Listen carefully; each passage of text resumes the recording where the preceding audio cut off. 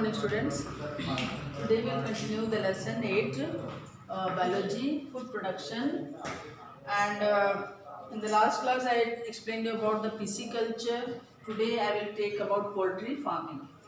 So you all know what is poultry farming. It is the practice of rearing domesticated birds like chickens, turkeys, ducks, geese.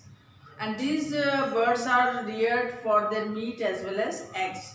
So whenever we rear these birds on a large scale, this practice is called poultry farming, and it is a part of the animal husbandry. Now these poultry birds, they are reared in two ways. First for that is the broilers, and second is the layers.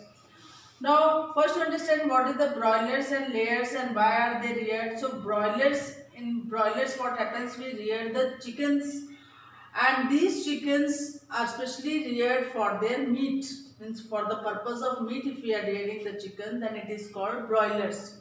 So what management practices we have to follow for the rearing of these broilers? First, the diet, whatever the diet which is given to the chickens which are reared for the meat, they should be rich in proteins. And second, what are the place where they are kept, that should be well ventilated, that room should be neat and clean. As well as a layer of sawdust covers the floor. I mean the whole floor is covered with the sawdust, so that the whatever the droppings which come from the chickens, they get absorbed through this sawdust.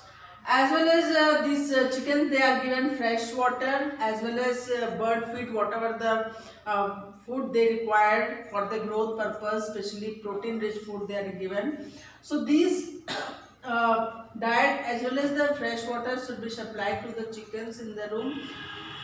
And so these are some of the management practices we have to follow while keeping or while rearing the chickens on a large scale, especially the broilers. Now second is the layers. Layers are the chickens which are reared specifically for their for their eggs purpose. And here also we have to follow some maintenance in the whatever the place where we are keeping them, or whatever the food which we give, or the cleanliness of the room. So these layers or these chickens who are rearing or who lay eggs, they are bred in separate cages, and these cages are made of the wire mesh. And these chickens should be fed on mashed cereals. Like here in the broilers we have studied that they are given protein rich food, whereas the layer they are mostly given cereals like wheat, jowar, ragi and oil cakes. And their floor should be sloping, so that whenever the chickens lay eggs, and these large number of eggs they roll down through this sloping, and then from there it is collected. So these are some of the management practices we have to follow for the layers, for rearing of the chickens for their eggs. Now these poultry breed, what are the poultry breeds? Poultry breeds are of two types. One is the foreign breed and second is the local breed or the indigenous breed. So local breeds, some of the poultry breeds are like Busra, Asil. So these Busra and Asil, they are of good quality, means their meat quality is good. They lay fewer eggs also, as well as the size of the egg is small. So these are the characteristics of the poultry breed. And the second one is the Indian breed, which is called Kadaknath. You might have heard about the Indian breed of the poultry. And these the characteristics is that they lay large number of eggs, and the eggs are especially large in size.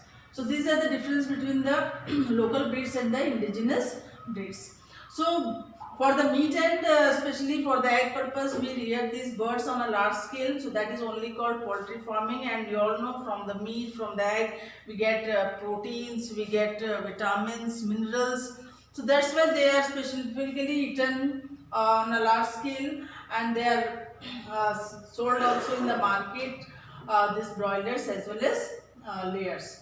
Now livestock farming will study what is livestock farming. It is also a type of animal husbandry where there is a practice of rearing domesticated animals. So whenever we rear the domesticated animals on a large scale, they are called livestock farming, and it is called livestock because livestock means animals which are domesticated by humans for their usefulness.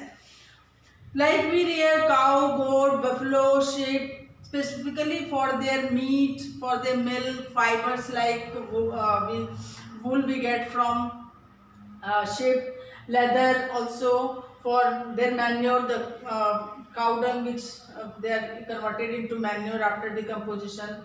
So these are the some of the usefulness, and that's why these animals, especially cattle, buffalo, sheep, goat, pigs, they are called livestock because they are domesticated by humans for their usefulness, for their meat or for their milk, for their leather, for their wool and for other purpose.